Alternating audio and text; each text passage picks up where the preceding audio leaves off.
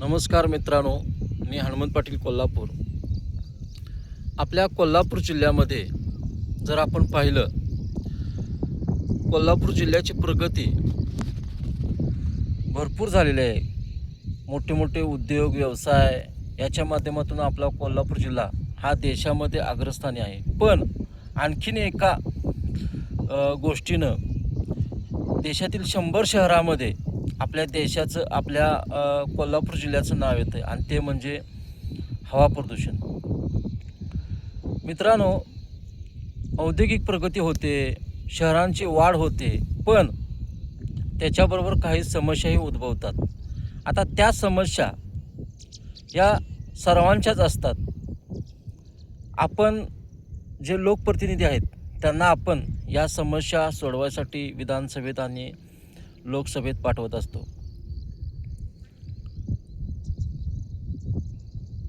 पण प्रतिनिधी यांना वारंवार या समस्यांची जाणीव करून देणं ही जिम्मेदारीसुद्धा सर्वसामान्य नागरिकांची असते. आणि आज कोल्हापूर जिल्ह्यामध्ये तसंच बरंच काही झालेलं आहे. कोल्हापूर शहरामध्ये जिल्ह्यामध्ये औद्योगिकीकरण वाढल्यामुळे हवेचं मोठं प्रदूषण झालेलं आहे. पाण्याचं प्रदूषण झालेलं आहे.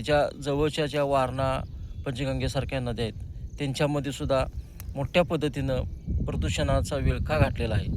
आणि यासाठी या लोकप्रतिनिधींना सातत्यानं जे नवीन युवा वर्ग आहे, या नवीन युवा वर्गाने या कामामध्ये सातत्यानं भाग घेऊन सातत्यानं त्याचा अभ्यास करून या लोकप्रतिनिधींना आपण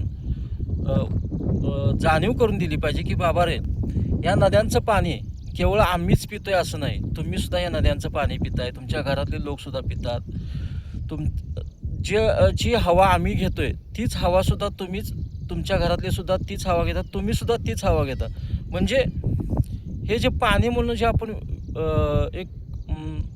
आपण म्हणायला काय हरकत नाही, जे आपण विष पितोय तर तेच विष सगळेजण पितात.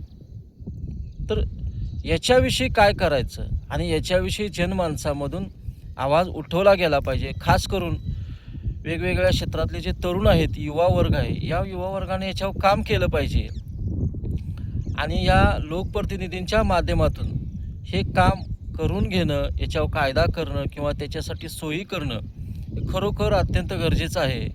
आणि हे जर नाही झालं तर आपल्या भावी पिढ्यासुद्धा, येत्याल्या पिढ्या फार संकटात येण्याची शक्यता आहे. आज आपण जर पाहिलं तर पंचगंगा नदी प्रदूषणाच्या इचलकरंजीपासून शिरोळपर्यंतचा जो परिसर आहे, त्या परिसरामध्ये तर अत्यंत वाईट परिस्थिती आहे. आणि आपण पाहतोय त्यामुळं त्या भागामध्ये कॅन्सरचं प्रमाण वाढलेलं आहे, कावीळच्या साथींचं प्रमाण वाढलेलं आहे. हे कधी थांबणार?